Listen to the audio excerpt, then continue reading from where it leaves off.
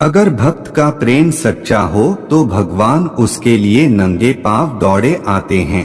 वहीं बात जब कन्हैया की हो तो कहने की क्या, अपने भक्तों के लिए वह न जाने कितने रूप धरते हैं और कितनी ही अनगिनत लीलाएं कर चुके हैं, जिनका प्रमाण हमारे धार्मिक ग्रंथों में मिलता है।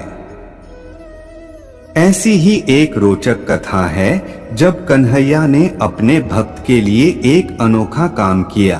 तो आइए जानते हैं इस बारे में विस्तार से। एक बार की बात है, किसी नगर में एक राजा ने एक मंदिर बनवाया जिसमें श्री कृष्ण की एक मूर्ति भी रखवाई, लेकिन उसकी कभी पूजा नहीं की। पूजा करने के लिए मंदिर में एक पुजारी को रखा गया। पुजारी नियमित कन्हैया जी को नहलाता और बड़ी ही श्रद्धा भाव से उनकी पूजा अर्चना करता।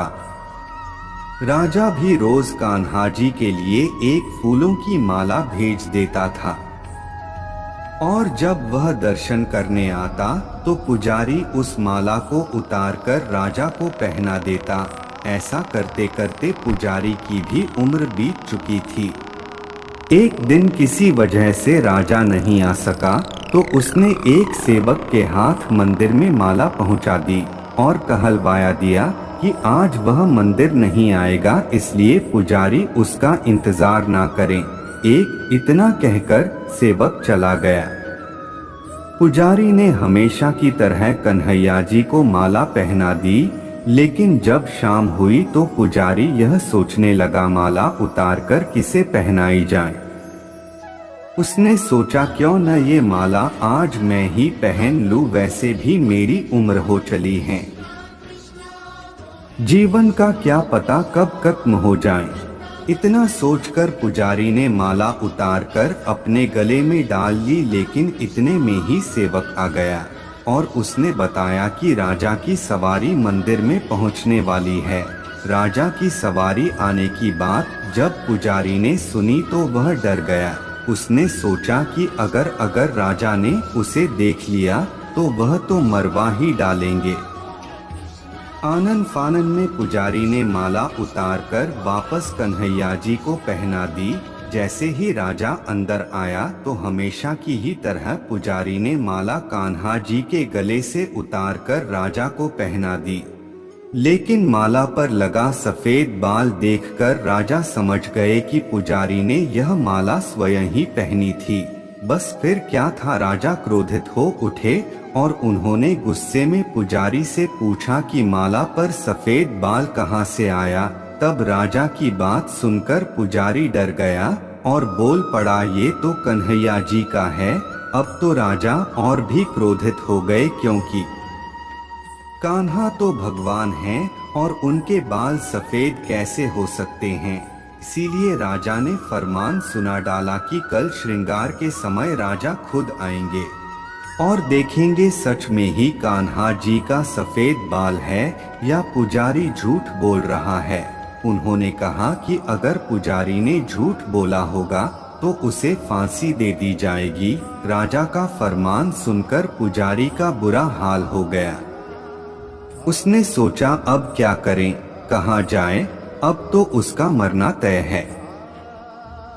तब रोते रोते वह भगवान की शरण में पहुंचा और उनसे कहा कि हे केशव, मुझसे झूठ बोलने का अपराध तो हुआ है, लेकिन हो सके तो मुझे क्षमा कर दें और राजा से रक्षा करें। पुजारी ने कहा कि हे माधव, आपकी सेवा करते करते करते मैं वृद्ध हो चुका हूँ, अब आप मुझे माफ कर दीजिए, ऐसी गलती दोबारा नहीं होगी।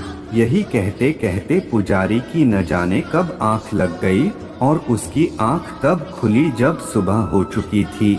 उधर सुबह होते ही राजा भी आ गया और कहने लगा, आज कान्हा जी का श्रृंगार वह खुद करेगा। ऐसा कहकर जैसे ही राजा ने कान्हा जी का मुकुट उतारा तो देखा कि श्री कृष्ण के तो सारे बाल ही सफेद हैं। लेकिन राजा को फिर भी यकीन नहीं हुआ। उसे लगा कि फांसी के डर से पुजारी ने ही बालों को रंग दिया होगा। राजा ने सोचा कि क्यों न कन्हैया जी का एक बाल तोड़कर देखा जाए। इसके बाद राजा ने कान्हा जी का एक बाल तोड़ लिया। लेकिन जैसे ही बाल टूटा, कन्हैया के सिर से खून की धारा बहने लगी।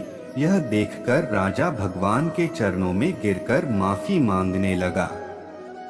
तभी श्री कृष्ण की मूर्ति से आवाज आई, हे राजन, तुमने मुझे केवल मूर्ति मात्र ही समझा, इसलिए आज से मैं तुम्हारे लिए केवल मूर्ति मात्र ही रहूंगा।